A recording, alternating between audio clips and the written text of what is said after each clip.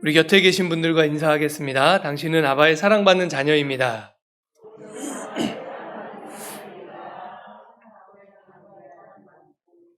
네, 한 번 더 인사합니다. 당신은 아바의 기쁨입니다.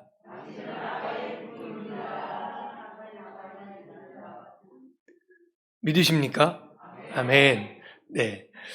오늘 말씀은 에서와 야곱, 이 쌍둥이 형제에 대한 이야기입니다. 성경은 이 두 인물에 대한 이야기를 이런 말씀으로 시작하고 있어요. 22절에 보니까 그 아들들이 그의 태 속에서 서로 싸우는지라. 이 쌍둥이 형제가 어머니 리브가의 뱃속에 있을 때, 복중에 있을 때 서로 싸웠다. 이런 말씀으로 이 두 형제에 대한 이야기를 시작하고 있어요. 이 말씀은 리브가의 뱃속에 있는 두 아이가 태동이 아주 활발하고 심했다. 태동이 많았다. 이런 의미가 당연히 아니죠. 이 말씀이 이야기하고 싶은 것은 앞으로 이 두 형제가 어떻게 살아갈 것인가. 이 두 형제가 서로 심하게 경쟁하며 싸우듯이 그렇게 살게 될 것이다 하는 이야기를 암시적으로 우리에게 알려주는 거죠. 실제로 이 둘은 어느 정도 성장한 이후부터 맹렬하게 서로 주도권 다툼을 하기 시작합니다. 주도권 싸움이라고 하는 것을 우리가 가만히 생각해 보면 이 주도권 싸움은 굉장히 치열한 측면이 있죠. 우리가 정치인들이 서로 주도권을 잡으려고 할 때의 모습을 한번 생각해 보십시오. 당이 서로 다른 경우에도 더더군다나 그렇지만 같은 당 안에서 무슨 어떤 후보를 선정한다든가 이럴 때도 굉장히 치열합니다. 아주 치열하죠. 또 기업의 오너들이 어떤 자리를 두고 서로 경쟁할 때 얼마나 치열한지 모릅니다. 그러니까 이 주도권 싸움이라고 하는 것은 영원한 적도 없는 싸움이고요. 또 영원한 친구도 없습니다. 심지어는 주도권 싸움이 딱 벌어지면 형제 자매도 없습니다. 앞에서는 웃으면서 악수하고 돌아서면 아주 철천지왼수가 되는 이런 게 주도권 싸움이지 않습니까? 왜 주도권 싸움은 이렇게 치열하고 맹렬할 수밖에 없는가? 주도권 싸움의 특징은 정의와 불의가 싸우는 게 아니라는 거예요. 주도권 싸움은 정의와 정의의 싸움입니다. 당위성과 당위성의 싸움이에요.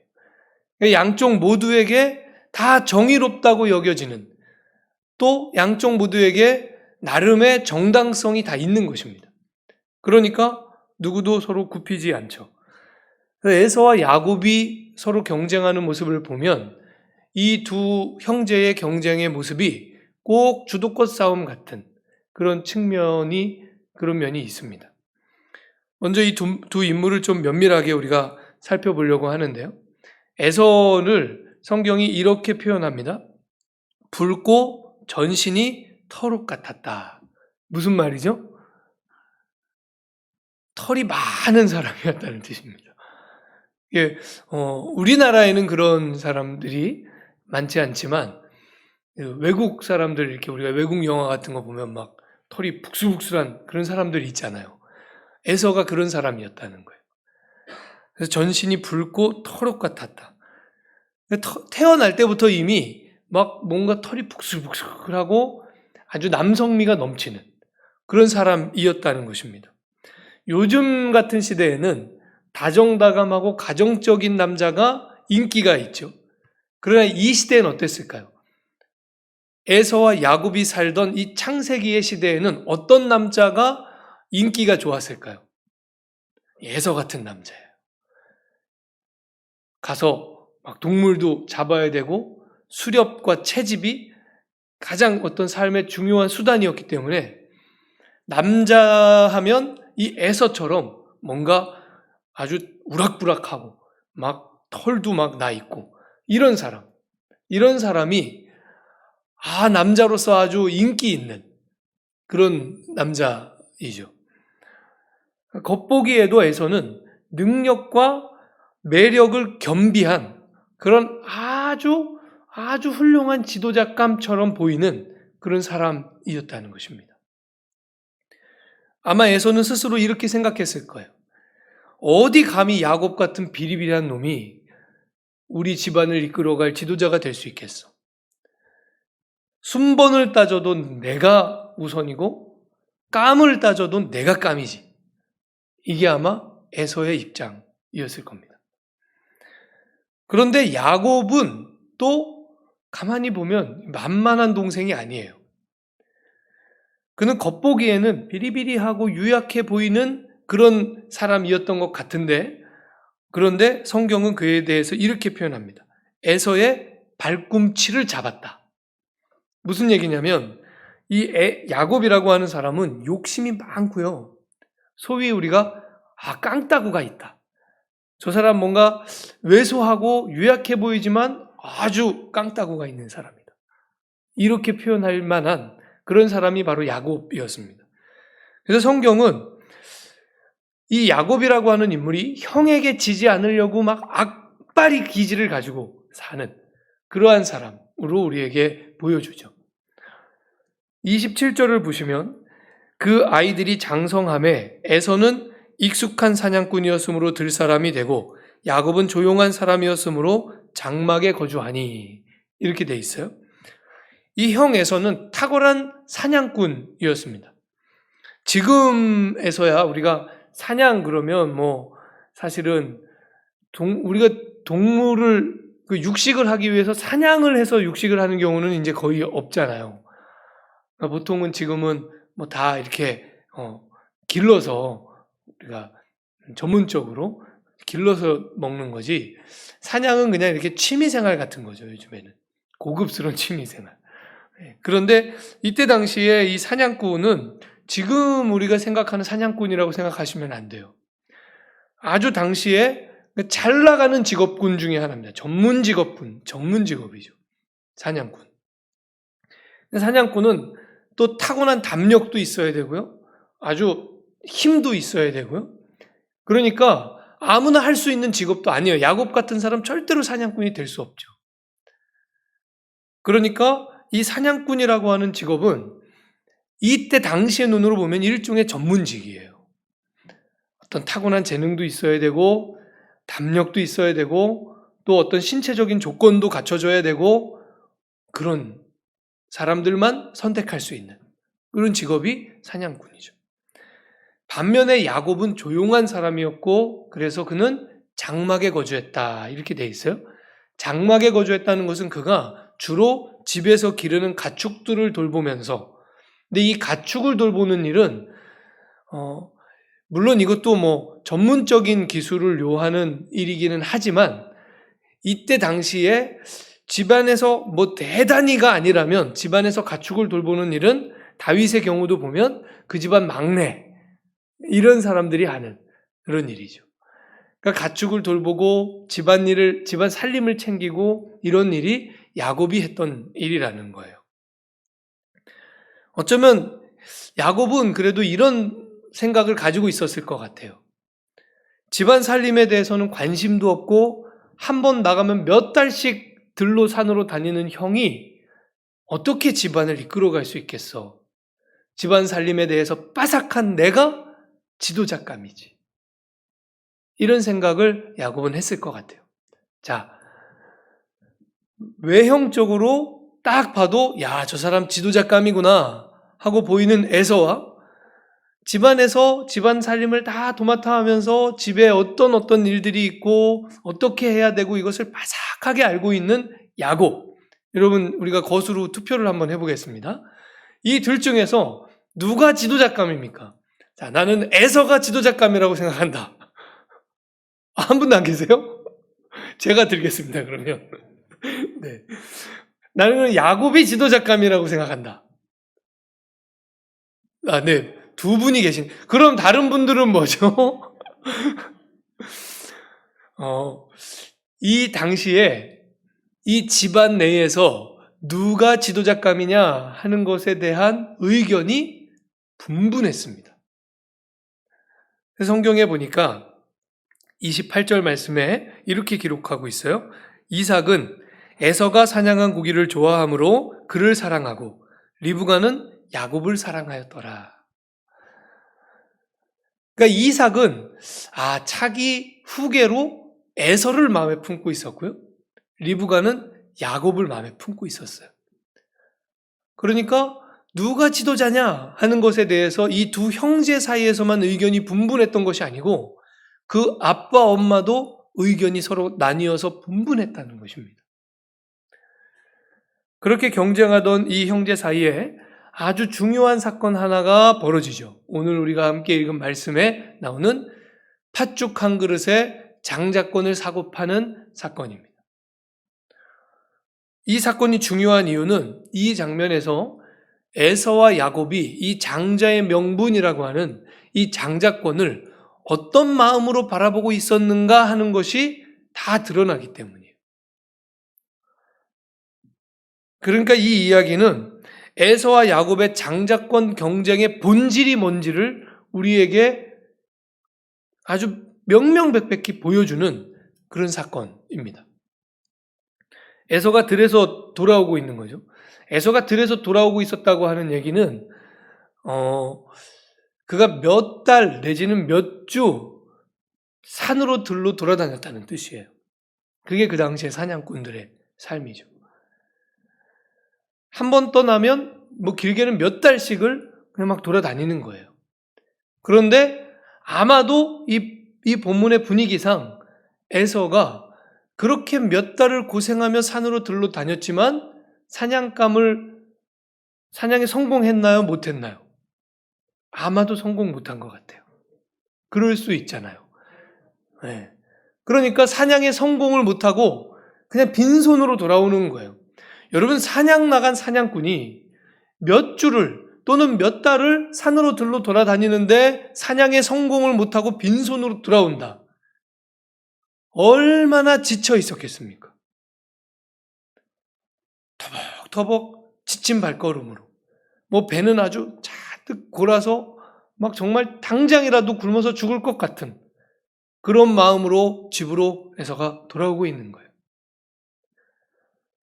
아주 숨이 꼴깍 넘어가기 직전의 상태, 그게 이날 에서의 상태였을 겁니다.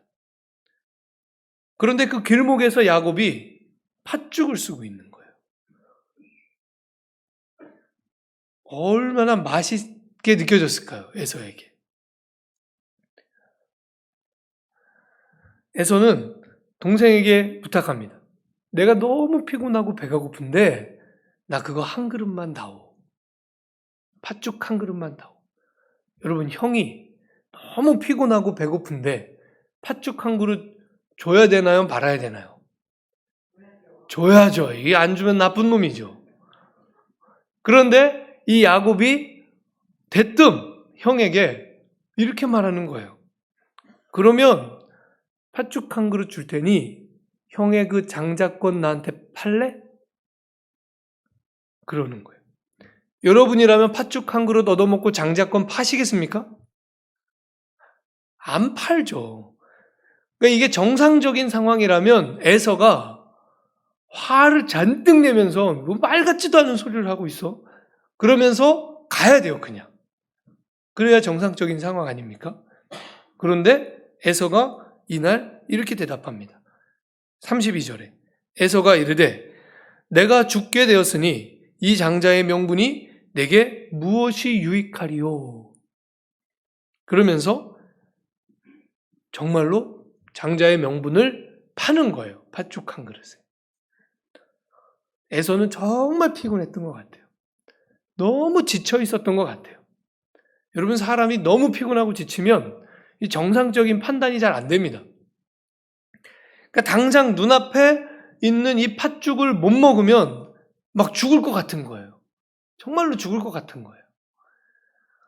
그런데 엄밀하게 따져보면 이거 팥죽 못 먹으면 얘서 죽을까요? 안 죽을까요? 안 죽을 가능성이 큽니다. 지금 집 거의 가까이 다 왔어요, 집에. 그거 팥죽 한 그릇 못 먹어도 조금만 참으면 안 죽어요. 안 죽어요. 그런데 에서의 마음은 어때요?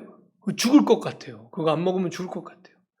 야, 내가 지금 죽게 생겼는데 아마 장자의 명분이 뭐가 대수야. 그거 줄게. 그 팥죽 다오. 이렇게 했다는 거예요. 그래서 성경이 이날 에서의 행동을 이렇게 평가합니다. 34절 말씀에 야곱이 떡과 팥죽을 에서에게 주매 에서가 먹으며 마시고 일어나 갔으니 에서가 장자의 명분을 가볍게 여김이었더라. 에서가 장자의 명분을 가볍게 여김이었더라. 이렇게 평가합니다. 그가 장자의 명분을 가볍게 여겼기 때문에 팥죽 한 그릇에 장자의 명분을 팔았다는 거예요. 자, 그렇다면 에서는 정말로 이 장자의 명분, 장자권이라고 우리가 흔히 부르는 이 장자권을 이렇게 생각하고 살았을까요? 누가 장자가 되든 무슨 상관이야. 그게 뭐가 대수야. 이러면서 살았을까요? 에서가? 그렇지는 않아요. 네. 창세기 27장에 가면 이제 야곱이 아버지 이삭을 속여요. 그래서 에서가 받아야 될 장자에게 주어지는 축복기도. 그러니까 보통 이 이스라엘 사회에서 아버지가 임종이 거의 다가왔다고 느껴질 때 자녀들을 축복하는데 특별히 장자를 축복하는 거예요. 이 장자에게 주어지는 축복 기도를 이삭이 에서에게 줘야 되는데 야곱이 중간에 그것을 아버지를 속여서 가로채죠. 이때 에서가 얼마나 슬피 울며 통곡하고 분노하는지 몰라요. 그 마음속에 뭐 이거 아무것도 아니지 뭐 이런 마음 가지고 살았다면 절대로 그렇게 반응할 리 없어요. 27장 34절에 보니까 에서가 그의 아버지의 말을 듣고, 그러니까 이 말은 이런 얘기예요. 이삭이 아이고야 내가 속아서 야곱을 축복하고 말았다 이렇게 말한 거죠. 그 말을 듣고 에서가 소리질러 슬피 울며 아버지에게 이르되 내 아버지여 내게 축복하소서 내게도 그리하소서 그러면서 막 통곡합니다. 그러니까 에서의 마음속에 이 장자의 명분이라고 하는 것을 그냥 이게 뭐 그게 뭐가 대수야. 누가 장자가 되든 무슨 상관이야. 이렇게 여기고 살지는 않았다는 거예요. 그도 그것을 사실은 소중하게 여겼어요. 뺏기고 싶지 않았어요. 그러니까 오늘 우리가 읽은 25장 34절에 그가 장자의 명분을 가볍게 여겼다 이렇게 말씀하고 있는 이 말씀의 뜻은 그냥 아무렇지 않게 여겼다, 정말로 아무 가치도 없다고 생각했다 이런 뜻이 아니라는 거예요. 그러면 이건 무슨 뜻이냐? 에서는 당장 눈에 보이는 것의 가치를 따라 사는 사람이었다는 거예요. 무엇이 더 크고 중요하고 존귀한 것이냐 그런 걸 따져가며 사는 사람이 아니라 당장 눈에 보이는 것의 가치를 쫓아 사는 사람.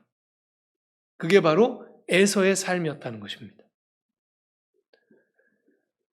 에서에게 배고픔은 당장의 현실이었고요. 팥죽은 당장 눈에 보이는 구원이에요.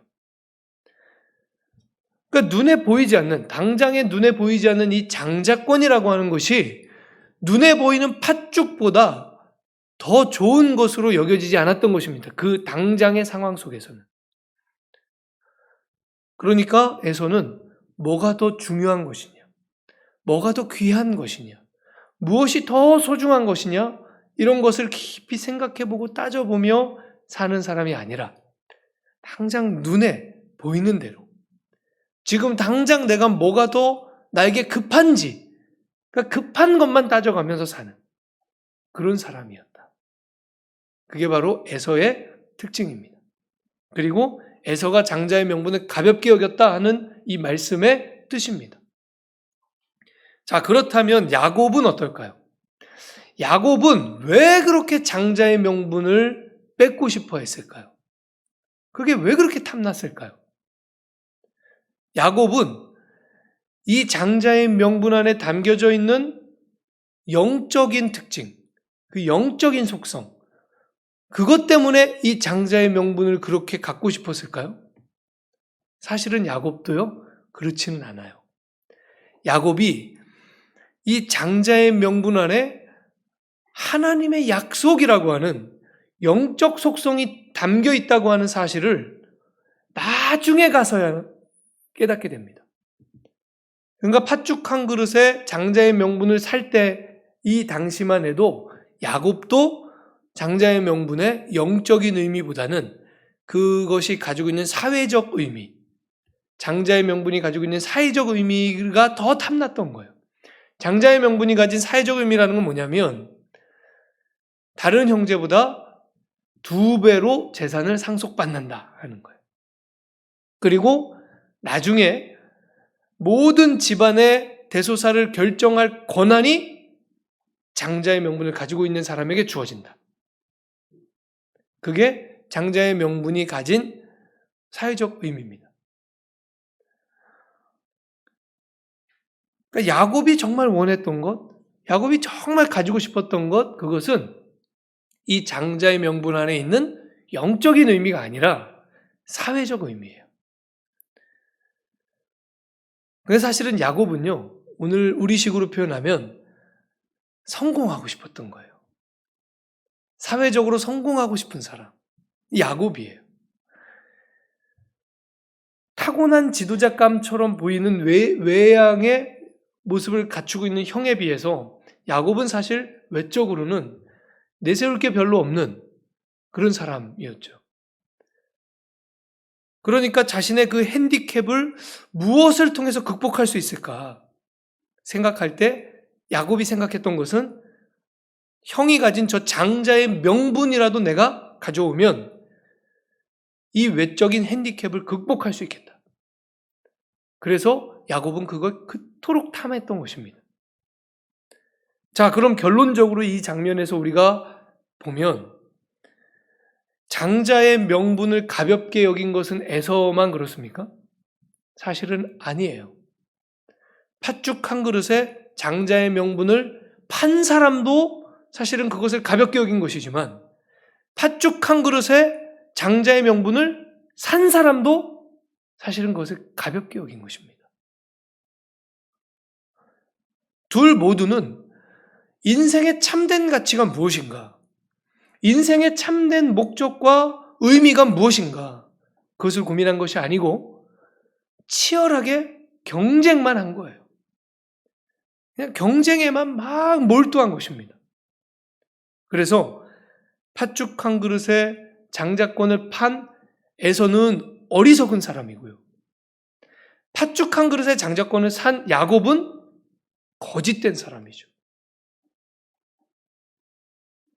그렇지 않습니까? 이렇게 가치 있는 것을 요만한 것 한 그릇에 살려고 했다면 사실 거짓된 사람이죠. 여기까지 우리가 이 말씀을 읽어보면 에서와 야곱의 모습에서 사실은 우리 세상의 모습이 보이기 시작합니다. 우리 사회는 인생의 궁극적인 목적과 의미와 가치가 무엇이냐 하는 것을 고민하지 않죠. 그것을 잘 생각하지 않아요. 그죠? 경쟁에서 이기는 것이 마치 어떤 최종적인 의미를 가지고 있는 것처럼 그렇게 경쟁에 몰두합니다.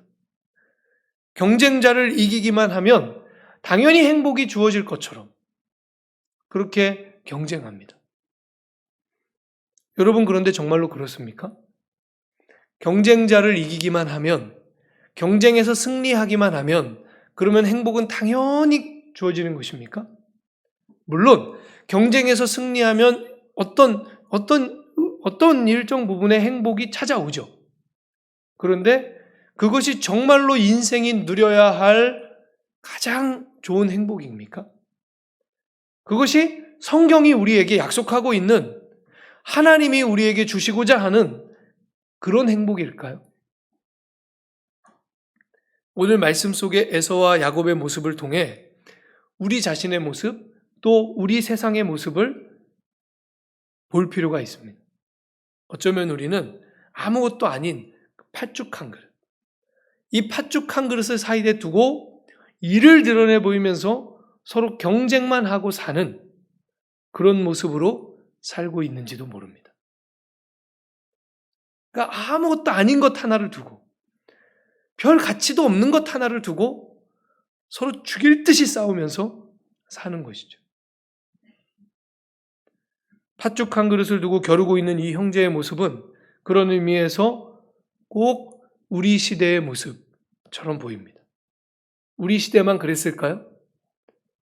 아마 우리 이전에도 대대로 사람은 그렇게 살았을 것입니다.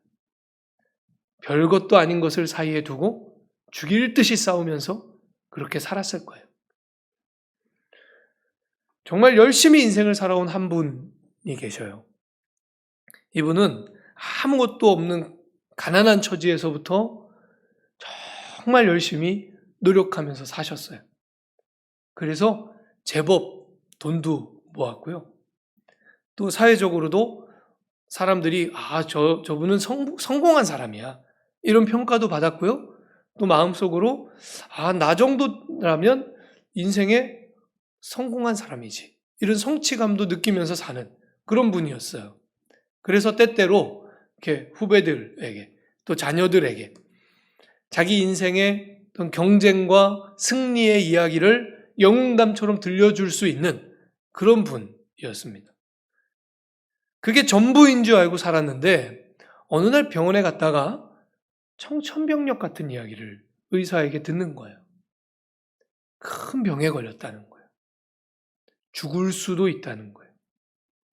대수술을 받아야 되는데 그 수술의 결과에 따라서, 수술을 받으면 무조건 사는 게 아니고 수술의 결과에 따라서 살 수도 있고 돌아가실 수도 있습니다 하는 이야기를 듣게 됩니다. 그 수술을 앞두고서 이분이 자신이 살아온 인생을 가만히 돌아보는 거예요. 내가 지금껏 경쟁의 세계를 살아왔구나 하는 것을 그제서야 깨닫습니다. 그리고 지금 내가 이 삶과 죽음의 기로에서 지금까지 내가 살아왔던 경쟁의 세계보다 더 큰 세계가 나에게 필요하다는 것을 이분이 느끼기 시작해요. 뭘까요? 이분이 지금까지 살아온 경쟁의 세계보다 더 크고 필요한 것, 그것은 은혜의 세계입니다. 수술대 앞에서 비로소 자기에게 필요한 것이 경쟁의 세계가 아니라 은혜의 세계라고 하는 것을 이분이 깨닫게 됩니다. 지금껏 경쟁이 이분의 삶의 수단이었고 경쟁에서 승리하는 것이 삶의 방편이었는데 수술대에 오르며 깨닫는 거예요. 은혜의 세계가 나에게 필요하다 하는 것을. 은혜의 세계가 필요하다 하는 것을 깨닫고 그 은혜의 세계를 생각해 보니 지금까지 자기가 모든 것이라고 여기고 살았던, 최선이라고 여기고 살았던 그 경쟁의 세계가 사실은 아무것도 아닌 조그만 세계였다고 하는 것을 이분이 깨닫게 됩니다. 경쟁의 세계는 고작 팥죽 한 그릇을 가운데 두고 서로 물고 뜯고 죽이며 사는 그러한 세계입니다. 경쟁의 세계를 가만히 보십시오.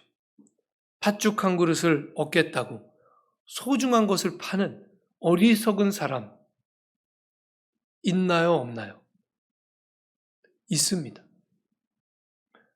어떻게 그런 어리석은 판단을 할까 싶지만 경쟁의 세계에서는 있습니다.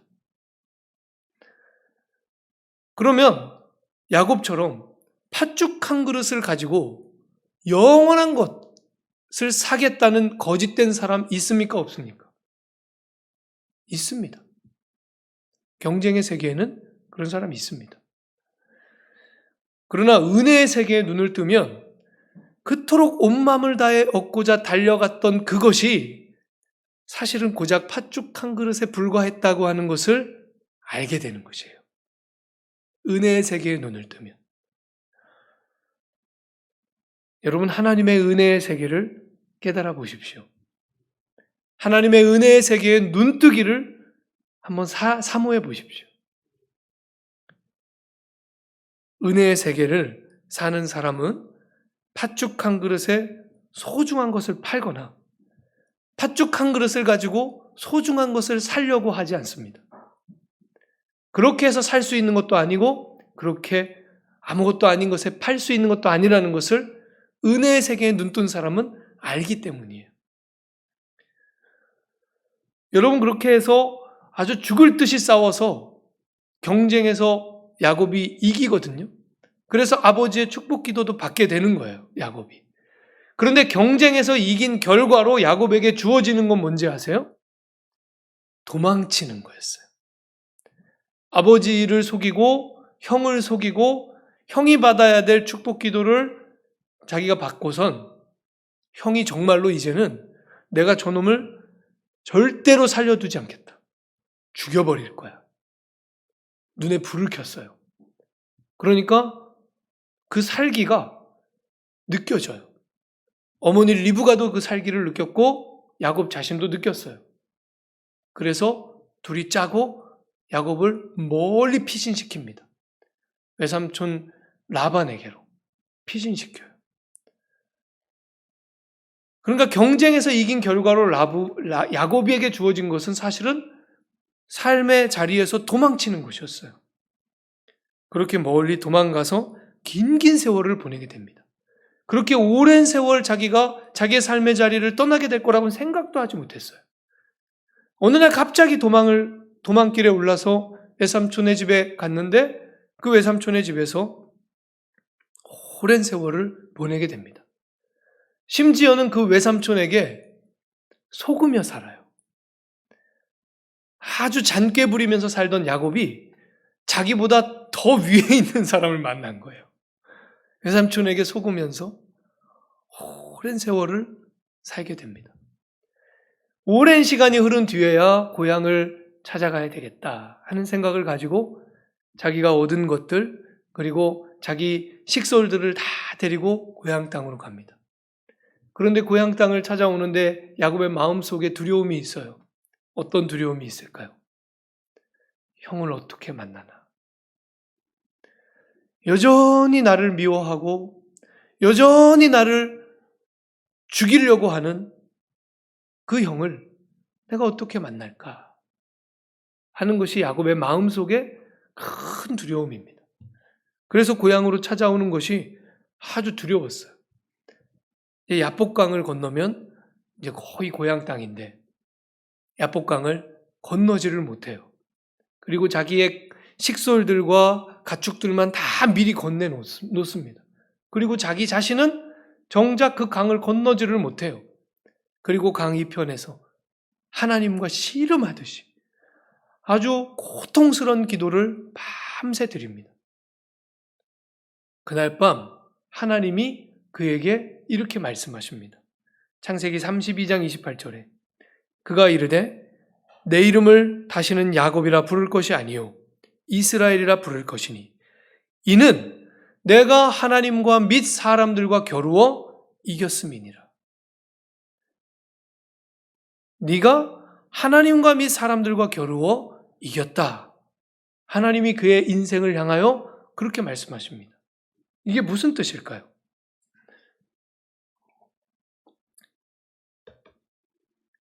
그래, 너 이겼어. 그러니까 그만 싸워. 그래, 너 지금까지 열심히 경쟁하면서 너 이겼어.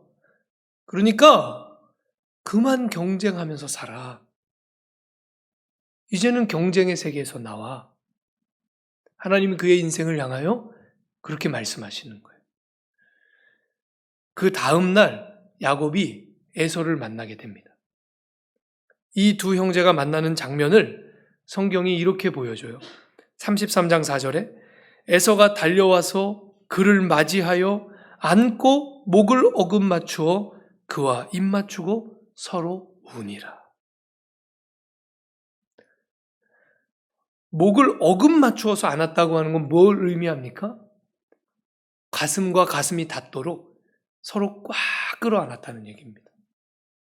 오랜 세월을 떨어져 지냈던 이 두 형제가요.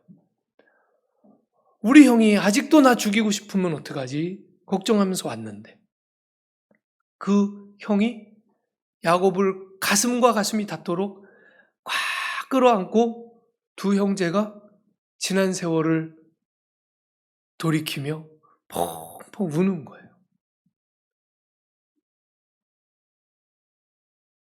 이 두 형제의 관계 속에 은혜의 세계가 임한 것입니다.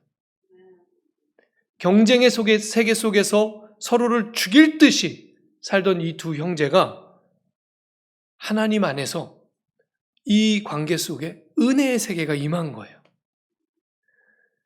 에서가 야곱에게 묻습니다. 너와 함께한 이들이 누구냐? 그때 야곱이 이렇게 대답해요. 야곱이 이르되 하나님이 주의 종에게 은혜로 주신 자식들이니이다. 야곱이 비로소 자기의 인생을 은혜로 해석하기 시작하는 거예요. 하나님이 나에게 은혜로 주신 자식들입니다. 여러분 얼마나 지금까지 이 경쟁의 세계 속에서 힘겹게 살아오셨습니까? 싸우듯이 경쟁하며 얼마나 그렇게 살아오셨어요? 또 때로는 얼마나 치열한 경쟁을 뚫어야만 했습니까? 경쟁의 세계를 산다는 것은 그런 것이잖아요. 그 치열한 경쟁을 뚫어내지 못하면 나는 죽는 것이고, 나는 밟히는 것이고, 나는 깔리는 것이고, 나는 무시당하는 것이고. 우리가 사는 세상이 그렇지 않습니까? 여러분 이런 세상 속에서 얼마나 치열하고 힘겹게 살아오셨습니까? 하나님이 오늘 우리에게 이렇게 말씀하시는 거예요. 네가 이겼다. 너 이겼어. 그러니 그만 경쟁의 세계에서 나오거라.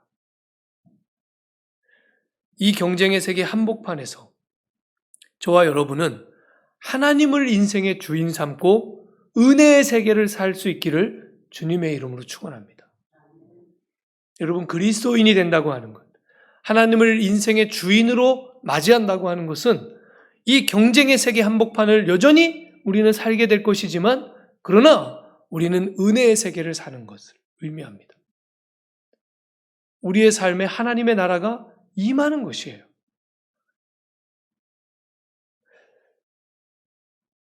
하나님이 우리에게 정말로 주시고자 하시는 것, 그것은 바로 하나님의 나라, 그 은혜의 세계입니다.